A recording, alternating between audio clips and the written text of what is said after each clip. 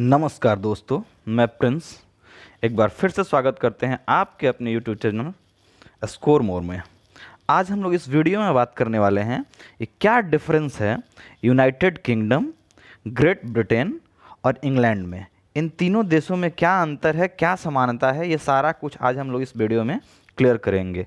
कैसे United kingdom बनता है, कौन कौन से देश शामिल होते हैं ग्रेट ब्रिटेन में, इंग्लैंड क्या है, वेल्स क्या है, स्कॉटलैंड क्या है, नॉर्दर्न आयरलैंड क्या है, ये सारा कुछ इस वीडियो में हम लोग क्लियर करेंगे। ठीक है, एक एक करके हम लोग इस वीडियो को देखेंगे। तो एक बात हम बताते हैं आपको, एक घटना हुई थी 2016 में। 23 जून 2016 को एक रेफरेंडम कराया गया पूरे ब्रिटेन में। किस लिए? कि वे लोग यूरोपियन यूनियन के साथ रहेंगे कि नहीं रहेंगे, इसके लिए। अब यूरोपियन यूनियन की जब बात आ गई है तो उसके बारे में बता दूं कि यूरोपियन यूनियन जो था वो यूरोप के 28 देशों का एक समूह हुआ करता था।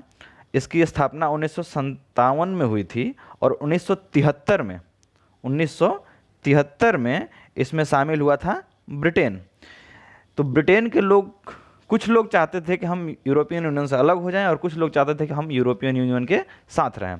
तो 2016 में जब डेविड कैमरन की सरकार थी वहाँ पे, उस समय एक रेफरेंडम कराया गया, लोगों से मत मांगा गया और उसमें 48% लोग ऐसे थे जो चाहते थे कि हम लोग यूरोपियन यूनियन के साथ रहें, लेकिन 52% लोग ऐसे थे जो चाहते थे कि हम लोग यूरोपियन यूनियन से बाहर निकल जाएँ। और हुआ भी ऐसा ही। जब जनमत संग्रह में पता चला कि अब यहाँ पे ब्रेग्जिट होने वाला है तो इसको लागू करने का जिम्मा दिया गया डेविड कैमरन को, जिसमें वो असफल रहे। उसके बाद ये जिम्मा मिला थेरेसा मे, वहाँ के प्रधानमंत्री नियुक्त हुई और उनको ये जिम्मा मिला। उन्होंने इस काम को बखूबी तरीके से, बखूबी अच्छे से किया और फिर से इसकी जिम्मेवारी उनके बाद मिला है अभी बोरिस जॉनसन को। और ये पूर्णतः प्रभाव में कब से आ गया? तो 1 फरवरी 2020 से। तो पूरी दुनिया के लोग ये जानने के लिए उत्सुक हैं कि आखिर उससे ब्रिटेन अलग हुआ कि इंग्लैंड अलग हुआ या पूरा यूनाइटेड किंगडम अलग हुआ, क्या अलग हुआ। लेकिन सबसे ज़रूरी बात यह है कि ये तीनों हैं क्या, इसके बारे में बात कर लें। देखिए, हम तीनों के बारे में बताते हैं। यूनाइटेड किंगडम जो है दोस्तों, यूके, ये एक देश है। यूके क्या है? एक देश है। और ग्रेट ब्रिटेन जो है, ग्रेट ब्रिटेन, ये अटलांटिक महाद्वीप में, अटलांटिक महासागर में पड़ने वाला एक द्वीप है। और इंग्लैंड की जब बात करते हैं, सिंपल इंग्लैंड, ये एक देश है। तो इन तीनों के बारे में अंतर आपको समझ में आ गया होगा। अब हम एक एक करके आपको एक मैप दिखाते हैं, उसमें आपको बहुत अच्छे से दिखेगा कि तीनों क्या क्या हैं। देखिए, मैप को हम देखेंगे इसमें, ये हो गया हमारा अटलांटिक सागर। ठीक है, ये पूरा हमारा अटलांटिक सागर है और इसमें ये पड़ने वाला द्वीप है। देख लीजिए, ये पूरा का पूरा द्वीप है। इसको बोलते हैं हम लोग ग्रेट ब्रिटेन। तो इस ग्रेट ब्रिटेन में है कौन कौन, इसके बारे में थोड़ा सा हम लोग जान लेंगे। देखिए, ग्रेट ब्रिटेन जो द्वीप है, इसके सबसे निचले हिस्से, यानी कि साउदर्न ईस्ट के तरफ यदि देखते हैं तो ये हिस्सा हमारा पड़ जाता है किसका? इंग्लैंड का। ये जो दिख रहा है ये पूरा इंग्लैंड है। इंग्लैंड की राजधानी लंदन, ये आपको लंदन यहाँ बीच में दिख रहा होगा, ये इंग्लैंड की राजधानी है। और यूके की भी राजधानी लंदन ही है, वो मैं आगे बात करूँगा। और इसके बगल में हम देखते हैं तो ये हमारा देश पड़ जाता है, इसके ठीक बगल वाला देश ये होता है वेल्स। ये जो देश आप लोग देख रहे होंगे ये पूरा वेल्स है। ये देश कौन सा है दोस्तों? ये वेल्स। वेल्स की राजधानी है कार्डिफ। वेल्स की राजधानी कार्डिफ। और इसके ऊपर का जो देश है उसके बारे में बात करें तो ये है स्कॉटलैंड। ये ऊपर वाला देश कौन सा है दोस्तों? स्कॉटलैंड। ये पूरा का पूरा कौन सा है देश? स्कॉटलैंड। ये तीनों देश आपस में जब मिलते हैं तो इसको हम लोग बोलते हैं ग्रेट ब्रिटेन। इसको क्या बोलते हैं? Great Britain. ये तीनों देश कौन कौन से? इंग्लैंड, वेल्स और स्कॉटलैंड। अब हम लोग एक एक करके बात करेंगे कि इन तीनों देशों का क्या क्या मतलब उपलब्धि रहा है और इंडिया के मायने में इसमें से क्या क्या जुड़ा हुआ है इसका इतिहास, ताकि इनको हम अच्छे से याद रख सकें। तो हम सबसे पहले बात करते हैं वेल्स की। ठीक है, वेल्स से आपको याद होगा कि प्रिंस ऑफ वेल्स जब भारत आए थे 1911 में, उस समय उनके सम्मान के लिए गेटवे ऑफ इंडिया का निर्माण मुंबई में कराया गया था। किसका निर्माण कराया गया था? गेटवे ऑफ इंडिया का निर्माण मुंबई में करवाया गया था। उन्हीं प्रिंस ऑफ वेल्स को जॉर्ज पंचम के नाम से भी जाना जाता है। तो उस समय वहाँ पे गेटवे ऑफ इंडिया बना नहीं था मुंबई में। एक्चुअल में एक कार्डबोर्ड का ढांचा ऐसे बना दिया गया था गेट, ठीक है, कार्डबोर्ड का, और बाद में उसको पक्का बनाया गया, मतलब स्वरूप दिया गया, और उसके वास्तुकार थे जॉर्ज विटेट, और इसका जिम्मा दिया गया था गैमन इंडिया नाम की कंस्ट्रक्शन कंपनी थी। उसने 1913 से काम स्टार्ट किया, 1924 में जाके ये काम पूरा हुआ, यानी गेटवे ऑफ इंडिया जो था वो मुंबई में 1924 में बन के पूरा हुआ। तो ये किसके सम्मान में था? तो प्रिंस ऑफ वेल्स के सम्मान में। यही वेल्स यहाँ पे आपको दिख रहा है, और इस वेल्स में आपको दो शहर हैं जो आपको मैं दिखा दूँ। तो लिवरपूल का नाम आप लोग सुन रखे होंगे, लिवरपूल का नाम आप लोग बखूबी सुन रखे होंगे। देखिए मैं थोड़ा सा इस पिक्चर को जूम आउट करता हूँ, आपको दिखेगा, ये देखिए लिवरपूल। लिवरपूल में दोस्तों एक बहुत ही इम्पॉर्टेंट फुटबॉल क्लब है, उसके बारे में आप लोगों को पता होगा तो आप हमें कमेंट करके बताएंगे उसके एक खिलाड़ी का नाम, लिवरपूल के एक खिलाड़ी का नाम।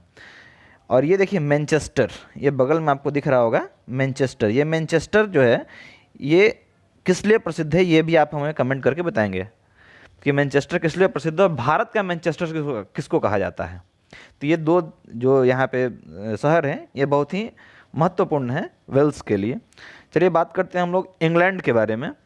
तो आपको पता है कि इंग्लैंड में राजा का शासन रहा है, और वहाँ जब 1901 में महारानी विक्टोरिया की मृत्यु हो गई तो उस समय भारत में वायसराय थे लॉर्ड कर्जन। उन्होंने सोचा कि महारानी विक्टोरिया की याद में यहाँ एक पैलेस बनाया जाए, कुछ ऐसा बनाया जाए जो उनका यादगार रहे। तो उसके लिए मतलब 4 जनवरी 1906 को इसका शिलान्यास कलकत्ता में कराया गया, ठीक है। किसके द्वारा कराया गया? तो ये प्रिंस ऑफ वेल्स जो थे इन्हीं के द्वारा उसका शिलान्यास करवाया गया था। और ये विक्टोरिया प्लेस जो है वो 1921 में पूरी तरह से बन के तैयार हुआ और जनता के लिए खोल दिया गया। आपको बता दें कि 1912 में विक्टोरिया मेमोरियल के बनने से पहले जॉर्ज पंचम ने भारत की राजधानी जो थी वो कलकत्ता से दिल्ली कर दी थी, ठीक है। अब हम लोग बात करेंगे इंग्लैंड के कुछ शहरों के बारे में। तो यहाँ पे आपको लंदन तो दिख रहा होगा, लंदन से आप सब वाकिफ़ हैं, ये लंदन रहा, इससे आप सब वाकिफ़ हैं। और बाकी कुछ और शहर के बारे में हम बात करें तो देखिए यहाँ पे 2 यूनिवर्सिटी काफ़ी चर्चित रही हैं जिसके बारे में आप लोग भी जानते होंगे। पहला तो हो गया हमारा कैम्ब्रिज, पहली यूनिवर्सिटी हमारी हो गई यहाँ पे कैम्ब्रिज, और एक और यूनिवर्सिटी है ऑक्सफोर्ड यूनिवर्सिटी, ये देखिए ऑक्सफोर्ड यूनिवर्सिटी। इन दोनों यूनिवर्सिटी के बारे में काफ़ी चर्चा रहती है इंडिया में। तो आपको मैं एक और जानकारी दे दूं कि हमारे जो पहले प्रधानमंत्री थे जवाहरलाल नेहरू, वो भी स्टूडेंट किसके थे? तो कैम्ब्रिज विश्वविद्यालय के स्टूडेंट रहे थे जवाहरलाल नेहरू। और साथ साथ बहुत सारे लोग थे, जैसे राजीव गांधी हो गए, मनमोहन सिंह और रामानुजन जो महान गणितज्ञ थे वो भी इस कैम्ब्रिज यूनिवर्सिटी के स्टूडेंट रहे थे। और ऑक्सफोर्ड यूनिवर्सिटी की बात करें तो इसके भी स्टूडेंट्स काफ़ी अच्छे अच्छे लोग रहे हैं। जैसे अमर्त्य सेन का आप लोग नाम जानते होंगे, जिनको इकोनॉमिक्स में नोबेल मिला था। कब मिला था ये आप हमें कमेंट करके बताएंगे। राधा कृष्णन के बारे में आप लोग जानते हैं, इंदिरा गांधी, यहाँ तक कि सोहा अली खान जिनके बारे में आप सब जानते होंगे, जो सिस्टर हैं सैफ अली खान की, और उनके पिता भी मंसूर अली खान पटौदी, वो भी कहाँ के स्टूडेंट थे? इस ऑक्सफोर्ड यूनिवर्सिटी के स्टूडेंट रहे थे, ठीक है दोस्तों। अब आगे हम लोग बढ़ते हैं अगले देश की ओर, वो है हमारा स्कॉटलैंड। अगला देश हमारा कौन सा है? स्कॉटलैंड। ये ऊपर वाला देश स्कॉटलैंड। स्कॉटलैंड के बारे में आपको बता दूं मैं कि आपने कांग्रेस के संस्थापक, इंडियन नेशनल कांग्रेस के संस्थापक A.O. ह्यूम के बारे में जान रखा होगा। एलन ऑक्टेवियन ह्यूम, इन्होंने स्थापना की थी कांग्रेस की। कब स्थापना की थी इन्होंने? तो 28 दिसंबर 1885 को A.O. ह्यूम ने कांग्रेस की स्थापना की थी। और ये स्थापना कहाँ पे हुआ था? तो मुंबई, उस समय संस्कृत कॉलेज मुंबई में हुआ था। तो ये जो है स्कॉटलैंड में एक शहर है ग्लासगो, स्कॉटलैंड की राजधानी भी है ग्लासगो, और एक वो शहर भी काफ़ी प्रसिद्ध रहा है। तो ग्लासगो आप लोगों को याद होगा इस तरह से क्योंकि वहाँ पे 2014 में कॉमनवेल्थ गेम्स हुए थे। तो स्कॉटलैंड की राजधानी है ग्लासगो, वहाँ पे क्या हुआ था कि 2014 में, देखिए ये है आपका ग्लासगो, और यहाँ पे 2014 में कॉमनवेल्थ गेम्स हुए थे। इससे आपको ये शहर काफ़ी मतलब चर्चा में था, इसलिए आपको याद भी होगा। तो ये तीनों देश जब आपस में मिल जाते हैं तो ये क्या बना देते हैं दोस्तों? ये बनाते हैं ग्रेट ब्रिटेन। और जब हम लोग यूके की बात करेंगे, यूनाइटेड किंगडम की, वो देखिए क्या होता है। तो ये तीनों देश कौन कौन से? ये पूरा इंग्लैंड, वेल्स और साथ साथ ये स्कॉटलैंड, और उसमें यदि उत्तरी आयरलैंड को भी हम जोड़ लें तो ये तीनों मिलकर क्या बना देते हैं हमारा, तो ये होता है यूके, यूनाइटेड किंगडम। कौन कौन से देश, इंग्लैंड, वेल्स, स्कॉटलैंड और उत्तरी आयरलैंड। उत्तरी आयरलैंड जिसकी राजधानी है बेलफास्ट, ये ऊपर में बेलफास्ट है जो इसकी राजधानी है। तो ये सब चारों मिलकर क्या बनाते हैं, यूके, और यूके हो जाता है हमारा एक देश। और केवल ग्रेट ब्रिटेन की बात करें तो वो क्या है, एक द्वीप है। अब देखिए इंग्लैंड के बारे में एक जानकारी और दे दो, काफ़ी बार ये क्वेश्चन पूछा जाता है कि इंग्लैंड और फ्रांस किस चैनल से अलग होते हैं, तो ये इंग्लिश चैनल से अलग होते हैं। अब चैनल क्या होता है, खाड़ी क्या होती है, मैं किसी दूसरे वीडियो में बात करूंगा कि चैनल और खाड़ी क्या होती है। ये मैंने आपके लिए नोट्स लगा दिया है, ये आप देखिएगा। देखिए एक अच्छा सा फोटो है, इससे आपको बहुत कुछ समझ में आएगा। देखिए देखिए ये हमारा इंग्लैंड का झंडा पहले हुआ करता था, इंग्लैंड का ऐसा झंडा। देखिए ये सेंट जॉर्ज के द्वारा मतलब इसको माना गया था, सेंट जॉर्ज का ये क्रॉस है। उसके बाद आते हैं हम लोग बात करेंगे और झंडे की।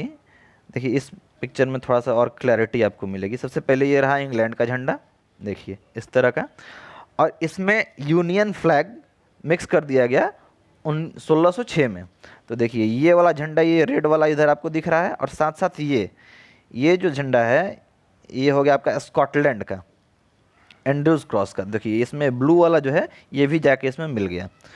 तो इसके मिल जाने से झंडा ऐसा दिखने लगा कुछ, और इसके कुछ समय बाद इसमें मिल गया यूनियन फ्लैग।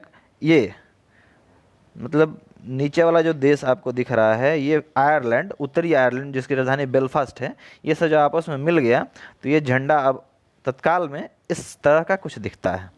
ठीक है, ये हमारा यूनाइटेड किंगडम का झंडा। अब देखिए अब आपको थोड़ा सा एक लोकेशन दिखा दूँ मैं इन तीनों के बारे में, जो मैंने अभी डिस्कस किया वही लोकेशन मैं यहाँ आपको दिखा दूँ। देखिए ये जो आपको दिख रहा है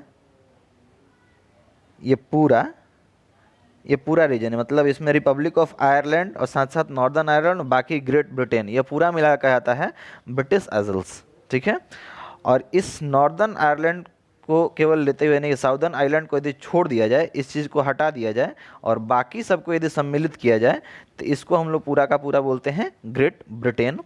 और केवल वेल्स की बात करें तो ये हो गया हमारा केवल वेल्स, और केवल इंग्लैंड की बात करें तो ये हो गया हमारा पूरा इंग्लैंड। और स्कॉटलैंड की जब बात करेंगे तो ऊपर में हमारा हो जाएगा देश स्कॉटलैंड, यानी कि ये हो गया हमारा स्कॉटलैंड। तो ये कहानी थी ब्रिटेन, इंग्लैंड और यूके की। आशा करता हूँ आपको समझ में आया होगा और आगे से आप लोग इस चीज़ में कंफ्यूज नहीं होंगे और हमेशा अच्छी तरह से इसको प्रोनाउंस करेंगे कि किस देश के लिए कौन सा टर्म यूज़ किया जाए।